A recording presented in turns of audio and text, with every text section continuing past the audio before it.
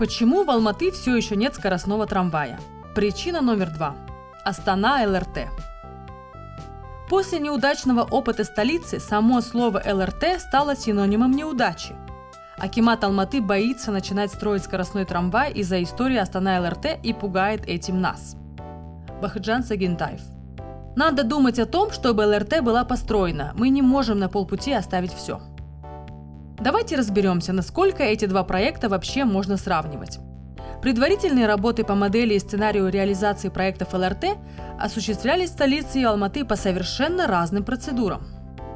В Астане реализация текущего проекта началась в 2015 году на основе личной договоренности между президентами Казахстана и Китая, без конкурса и международной экспертизы. Реализация перешла к консорциуму китайских компаний. И это несмотря на то, что еще в 2013 году Азиатский банк развития, который Казахстан рассматривал как один из источников финансирования, назвал проект чрезмерно дорогим и отказался от участия в нем. Стоимость проекта оценивалась в $2,3 миллиарда. В Алматы же проект планировали реализовать по схеме ГЧП по прозрачной и открытой процедуре. Даже успели провести первый этап международного конкурса, в котором было 9 заявок от различных инвесторов. По его итогам во второй тур вышли 4 консорциума, состоящие из известных и опытных инжиниринговых компаний и производителей вагонов мирового уровня.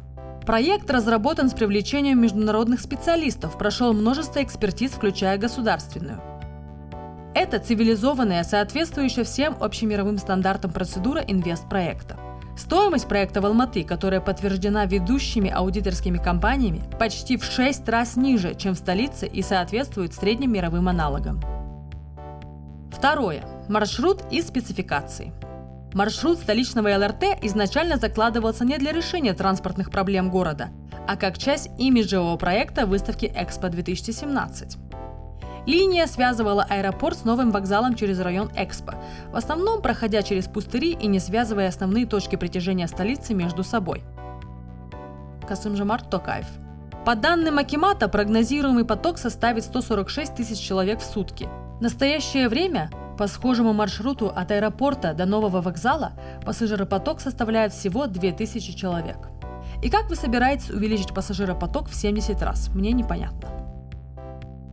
Маршрут алматинского скоростного трамвая связывает спальные районы с центром по одной из самых загруженных и густонаселенных артерий города – улице Толеби. Уже сейчас имеющиеся автобусные маршруты по данному направлению являются перегруженными и не могут удовлетворить спрос на общественный транспорт.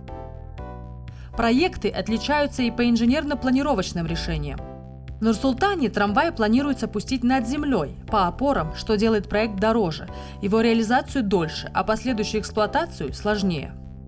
Больше времени будет уходить на посадку и высадку, а поезда не смогут делать остановки чаще, что было бы удобнее для пассажиров и благоприятно для развития малого бизнеса. Затраты на ежедневную эксплуатацию такого ЛРТ сопоставимы скорее с метро, нежели с трамваем. В Алматы линия скоростного трамвая проходит по земле, используя существующий трамвайный коридор, а станции будут открытого типа, как обычные остановки. ЛРТ в Алматы, несмотря на название, это и есть обычный современный трамвай, но скоростной, безопасный, тихий и удобный. Скоростной трамвай для Алматы – дело первой необходимости. Голосуй за трамвай!